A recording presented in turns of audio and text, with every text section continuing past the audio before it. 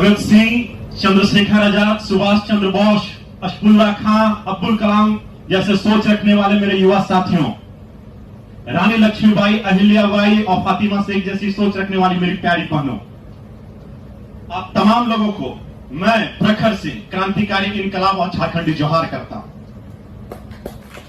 मुझे आज बोलने का मौका मिला है सकारात्मक राष्ट्रवाद और नकारात्मक राष्ट्रवाद के बारे में, लेकिन सवाल इस बात का उठता है कि आखिर राष्ट्रवाद है क्या?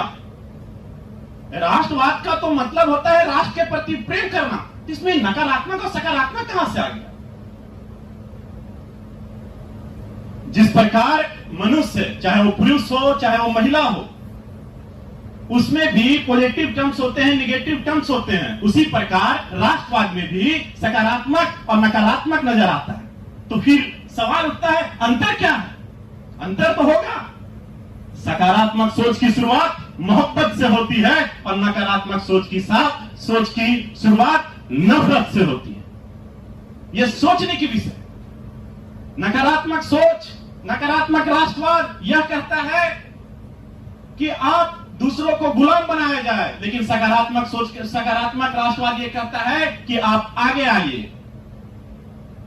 नकारात्मक राष्ट्रवाद यह कहता है कि आप गुलाम बन के रखिए, झूठे देशभक्ति को बढ़ावा देता है। वहीं सकारात्मक राष्ट्रवाद आगे बढ़ने की बात करता है, जहां जुल्म हो रहा है लोगों के साथ, वहां आगे आवाज उठाने के बारे में बात करता है।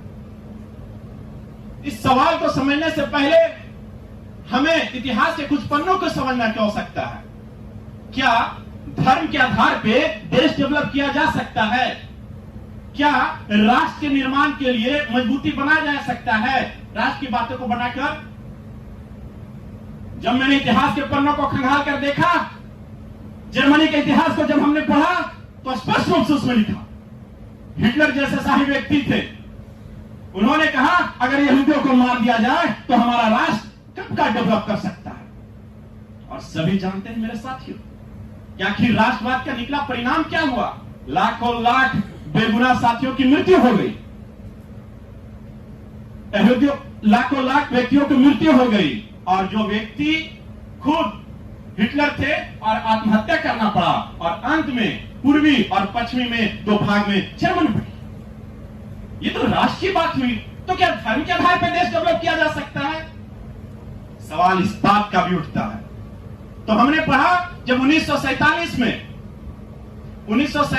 में हिंदू और मुस्लिम, मोहम्मद जिन्ना ने कहा था, स्पष्ट रूप से कहा कि अगर इस्लाम के धर्म पे अगर देश को बंटवारा कर दिया जा सकता है तो देश डेवलप करेगा, विकसित होगा।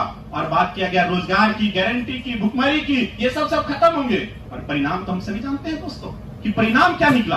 परिणाम वही निकला कि ना आज भुखमरी की स्थिति है, बेरोजगारी की वहां पाकिस्तान में स्थिति है, और अंततः 1971 में बांग्लादेश नीति चली। लेकिन जो राष्ट्रवाद चला, उपनिवेश हुआ, ये कहां दिख रहा है?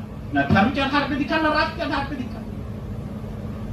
मुझे एक समय था जब 1905 में बंगाल का विभाजन हुआ था, तो कहा जाता था भारत माता के 3 लाल, लाल बाल पाल, लाला लाजपत राय, बिपिन चंद्र पाल और बाल गंगाधर तिलक।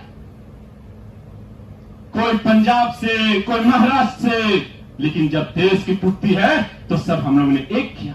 वो सकारात्मक राष्ट्रवाद की शुरुआत हो रही थी। लेकिन वही जब 1947 में देश 2 भागों में बंट रहा था, तो नकारात्मक राष्ट्रवाद इतना बढ़ गया कि लोगों में कुछ कहने की जरूरत नहीं। और फिर सभ्यता के अनुसार पे लोगों को जोड़ने की बात कही गई। तो मैं यही बोलना चाहता हूं कि हमारे देश के इतिहास को पढ़ लीजिए, चाहे वो ऋग्वेद हो, यजुर्वेद हो, सामवेद हो, अथर्ववेद हो, सबसे पहले से ही चला जाता है, चलते आ रहा है। क्या उस चीज में बदलाव नहीं हुआ? अरे हम उस देश के नागरिक हैं जिस देश में छत्रपति शिवाजी महाराज और सम्राट अशोक जैसा राजा था। मैं उस देश का नागरिक हूं जिस देश में हर 50 मील में रूप, पहनावा और मजहब बदला जाता था। मैं उस देश का नागरिक हूं जिस देश में अपने भूगोल से पढ़ने से पहले पूरे ब्रह्मांड का भूगोल पढ़ाया जाता था।